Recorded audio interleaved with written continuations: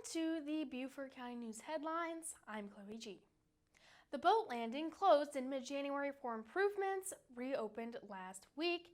Beaufort County residents can learn all about the over $500,000 worth of repairs made to the All Joy boat landing. It was closed for months to allow for installation of a new 180-foot dock. The dock is now made up of 9 floating sections, which was suggested from a study on the county's boat landings last year. Beaufort County Council is hosting several informational forums in the coming months to answer questions regarding November's 2024 transportation and sales tax referendum.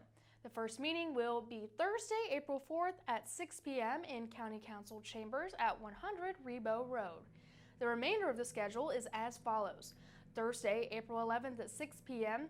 held at the Hilton Head Branch Library. Thursday, April 18th at 6 p.m. at the Buckwalter Center. And Monday, April 29th also at 6 p.m. at the St. Helena Branch Library. These meetings are intended as informational to help the public understand what projects the sales and use tax money will fund voters pass the referendum in November. Materials will be available for citizens to gain a greater understanding of sales tax in general, as well as a recap of past and current projects funded through transportation sales tax in Beaufort County.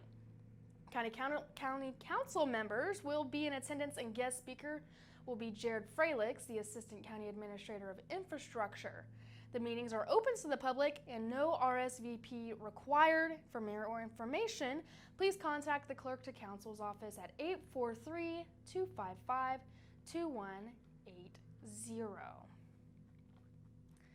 And a proposed 300-slip marina tends to dominate the development of Spotlight in Port Royal because of its size and prized location along Battery Creek.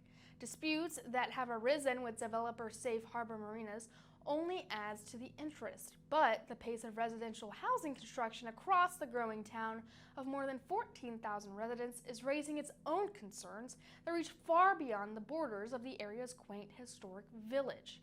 In the immediate future, the town's anticipated growth includes 1,552 housing units, 462 apartments, 943 townhouses, and 147 single-family homes that will only increase the growth pressure. According to a recent report the town gave to the Beaufort Jasper Water and Sewer Authority. Those units have been approved or are in the process of being permitted. Grover Hill Road is one of the development hotspots. At 30 Grover Hill Road now is the construction of a 264-unit Zephyr Apartments, and it is just beginning. And more than 300 single-family houses and accessory dwelling units, or ADUs, are planned in a separate project called the Overland Reserve that is located next door to that apartment project. And the Palmetto State is running short-staffed in one of its most vital professions, nursing. Can enough nurses be trained to fill the openings? And what can South Carolina do about it?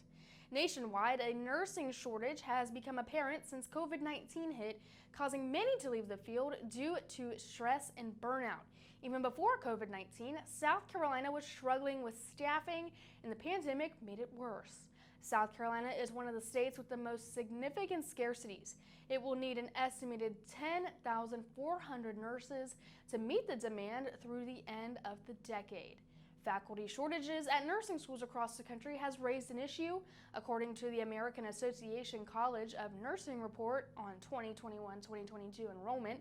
In graduations in the bachelor and graduate programs in nursing, U.S. nursing schools turned away over 91,000 applicants from programs in 2021 due to lack of funding, clinical sites, classroom space, clinical preceptors, and budget constraints. But that's all the time we have today. If you would like more information on any of these stories, you can check out any of the sources you see on your screen. Have a good day, Beaufort County.